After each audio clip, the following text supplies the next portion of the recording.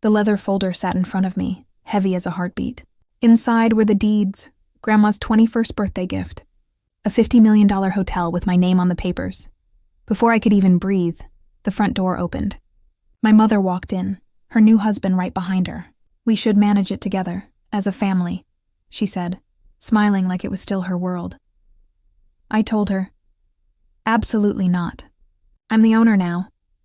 She snapped, "Then pack your bags and leave this house." I didn't argue. I didn't move. I knew something they didn't. That night wasn't about their demands. It was about Grandma's next move, one that would end their little performance for good. When people look at me now, they see the hotel. The marble floors, the glass lobby, the name etched in gold above the entrance. What they don't see is the noise that used to live inside this family.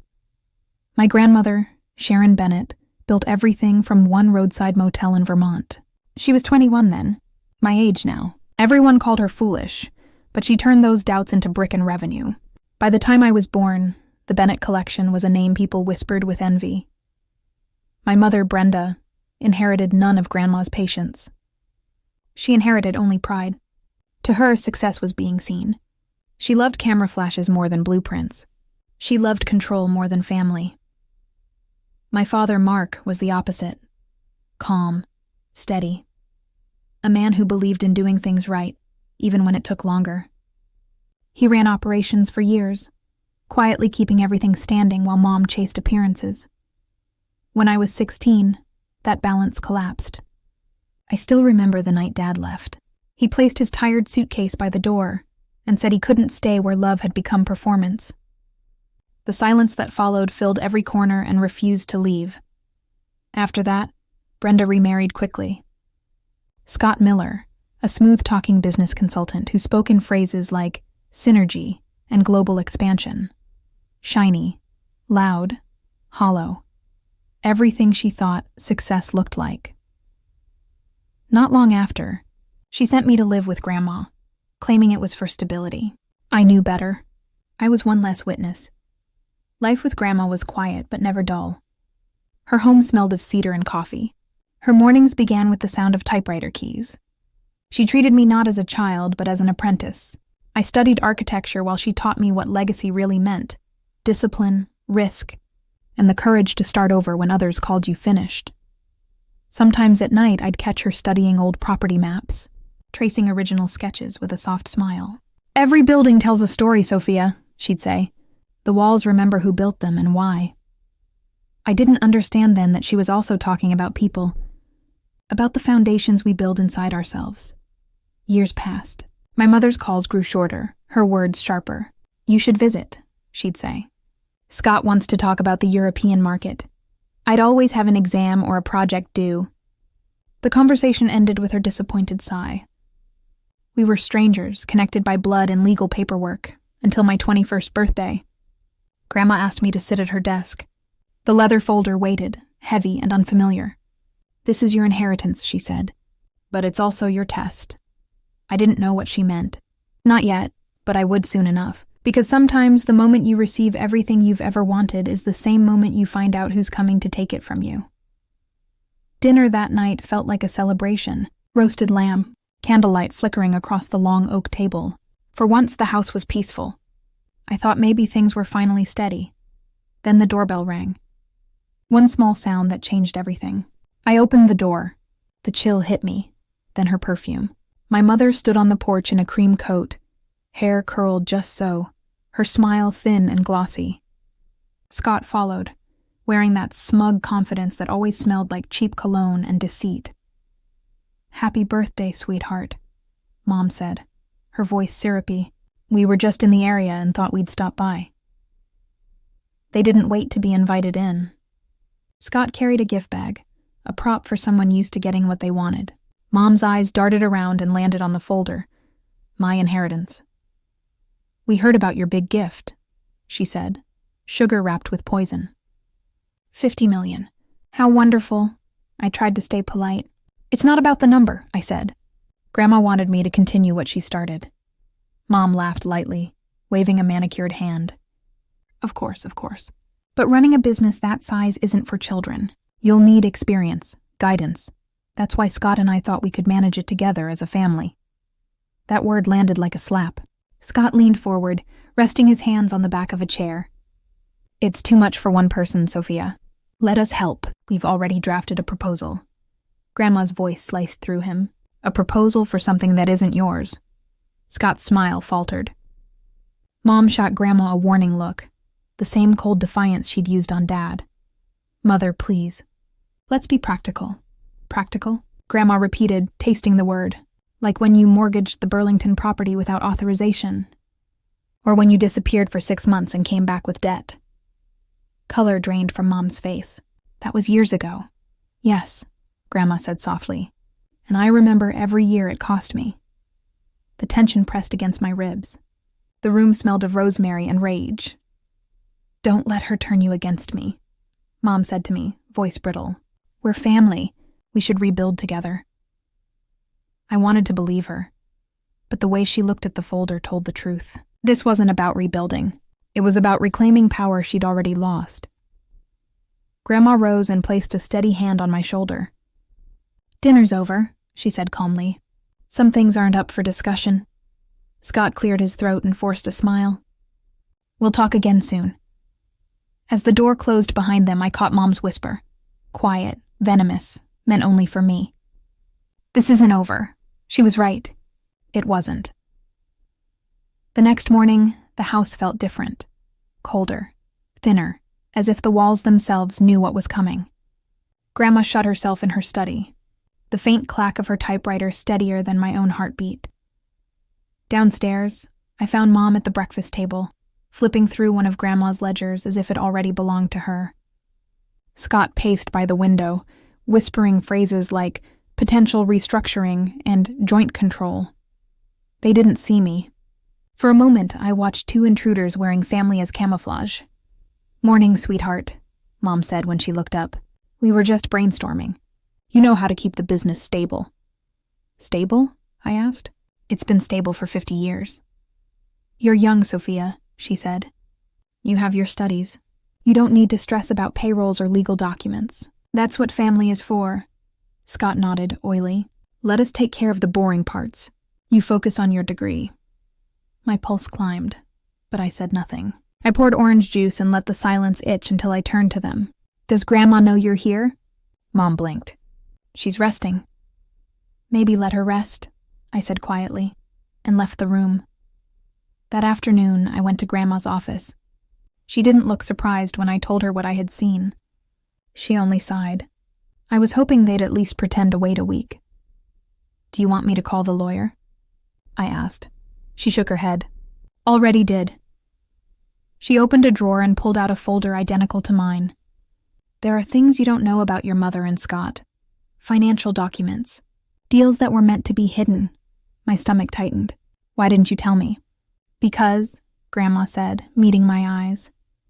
The only way to teach someone to defend what's theirs is to let them feel how easily it can be taken. We spent the rest of the day preparing. Grandma called her attorney. I combed through old files, labeling transactions that didn't add up. The evidence was there. Payments, transfers, ghost accounts. By sunset, the house smelled of coffee and dusted paper. Tomorrow, Grandma said, we'll invite them back for dinner. Let them think they've won. I nodded. If they wanted a stage, we'd give them one. But this time, the script was ours. The invitation was bait, dressed as peace. Dinner tonight. Let's discuss the transition properly, she typed with surgical precision. By 6, the oak table shone. Candles waited to burn through lies. The house smelled of roasted garlic and quiet tension. Grandma wore a dark navy dress, the one she saved for formal negotiations. Stay calm, she whispered, placing a silver folder by my plate. Let them talk first. At 7, headlights swept across the gravel. The door opened without a knock. Mom entered first, heels clicking like a metronome of entitlement. She wore red, bold, deliberate, the color of control. Scott followed, grin wide and too quick. Sophia, Mom said sweetly, kissing the air near Grandma's cheek. Her voice was smooth with glass hidden underneath. I'm glad we're doing this properly. Scott added, family decisions deserve transparency. Dinner began in polite silence. Plates passed, wine poured. I could feel their impatience in the way Mom's fingers drummed on the table. Scott's eyes kept flicking toward the silver folder by my hand. Finally, Mom couldn't resist. "Let's be honest," she said, setting down her fork. "Managing a business of this scale is complex. It's unreasonable to expect a 21-year-old to handle it alone." Grandma sipped her wine and said nothing. Scott leaned forward. "We've already outlined a plan. I'd handle financial optimization. Brenda would oversee PR. Sophia could shadow us for a while and learn the ropes." Their words weren't proposals. They were instructions. I set my fork down. "You mean I'd sign ownership over to you, and you'd manage it?" Scott's grin tightened. Grandma looked up, eyes unreadable. "And how exactly would that benefit Sophia?" she asked. Mom's smile grew wider. "It would benefit everyone. We're family, after all." That word again. Family. It felt filthy in her mouth. I took a slow breath. "You're right," I said quietly. "We are family." She leaned back, satisfied. "Good, then I cut in. It's time we stop pretending this is about love." My voice was steady. I pushed the folder toward the center of the table. "You wanted transparency? Fine. Let's start with this." Scott reached for the folder, but Grandma's hand moved faster. She opened it and traced the first page. The sound of paper sliding filled the room, crisp, final. "These," Grandma said, "are bank statements from the Burlington account. Withdrawals made under Brenda Bennett's signature. Funds that never returned." Mom's face drained. "That's absurd." "These," Grandma continued evenly, "are emails from Mr. Miller's consulting firm. Proposals for overseas expansion projects that don't exist. Signed by both of you." Scott's jaw clenched. "You had no right to—" "I had every right," Grandma interrupted, voice like steel. "You tried to mortgage the core hotels under shell companies. You thought I wouldn't notice." The hearth crackled, the only sound brave enough to speak. Mom's eyes darted to me, desperate. "Sophia, this isn't true. She's twisting things you can't possibly believe." I didn't answer. Grandma slid one last document across the table. "The ownership amendment," she said. "Effective immediately. All control transfers solely to Sophia Bennett. You are hereby removed from every board and trust." Mom stared at the page like it might catch fire. "You can't do this," she whispered. "I already have," Grandma said. Silence, then an explosion. Mom shot up, voice cracking. "This is my legacy, my life. You can't just hand it to her." Grandma remained seated. "You handed it away yourself." Scott grabbed Mom's arm. "Let's just go," he muttered. But Mom wasn't done. She pointed at me. "You think you've won? You're a child playing grown-up. You'll drown in paperwork before the month's out." I met her glare. "Maybe, but at least it'll be my mess." Her lip trembled, rage and humiliation. "Then pack your bags and leave this house." The same words she'd thrown at me days before, except now her voice sounded small. Grandma laughed. Soft, knowing. "You're right, Brenda," she said. "Someone is leaving this house tonight, but it's not Sophia." Everything froze. Even the fire seemed to stop. Grandma reached into her purse and placed another envelope on the table. "A court order. You've both been served. Fraud, embezzlement, conspiracy. Investigators are waiting outside." Scott went pale. "You called the police." "I called justice," Grandma said simply. 2 officers entered quietly. Polite but final. Scott didn't fight. He stared at the floor as they led him out. Mom followed, breath ragged, eyes wild, caught between disbelief and despair. When the door closed, silence filled the house again. But this time it was different. Lighter, cleaner, the kind that heals instead of haunts. I sank into my chair, chest tight, hands trembling. Grandma placed her hand over mine. "I'm sorry you had to see that." "No," I whispered. "I needed to," she nodded. "You handled yourself better than I ever did." I looked at the empty plates and folded napkins, the remnants of the storm we had survived. "Do you think she'll ever forgive us?" I asked. "Forgiveness is for people who admit what they've done," Grandma replied. "Your mother still thinks she was robbed." The fire popped, throwing gold across the table. For the first time in years, the house felt still, safe. I walked to the window. Outside, red and blue lights painted the driveway. Scott sat in the back of a cruiser. Mom stood frozen near the porch, mascara streaking down her face. I didn't feel triumph. I didn't even feel relief. I felt an ache, deep and quiet, for the family we could have been. Grandma joined me, her reflection beside mine in the glass. "You did good, Sophia," she said. "You didn't raise your voice. You raised your worth." Her words settled in my chest like something permanent. As the last car disappeared down the hill, the night finally exhaled. We didn't toast. We didn't celebrate. We sat in the quiet glow of the fire, two women who'd survived the same bloodline in different decades, finally breaking the pattern. The morning after felt unreal. Sunlight slipped through the curtains and landed on the folder, still at the center of the dining table, the one that had ended it all. Grandma sipped coffee in the kitchen, shoulders lighter, face softer, as if decades of weight had lifted. The news spread fast. Scott disappeared from the state before the investigation closed. My mother stayed just long enough to watch her name unravel in every circle she once worshipped. The fraud case stripped her of everything: money, position, pride. My father, Mark, came by that afternoon. No speeches, no questions. He placed a hand on Grandma's shoulder and said, "You did the right thing." When his eyes met mine, they held no pity, only pride. Weeks later, life began to look almost ordinary. I finished my final architecture presentation and graduated at the top of my class. Grandma insisted we celebrate quietly on the hotel's rooftop. No press, no guests, just us. She raised her glass. "To new foundations," she said. As the city lights glowed below, I realized what this was. A rebuild, not of property or reputation, but of peace.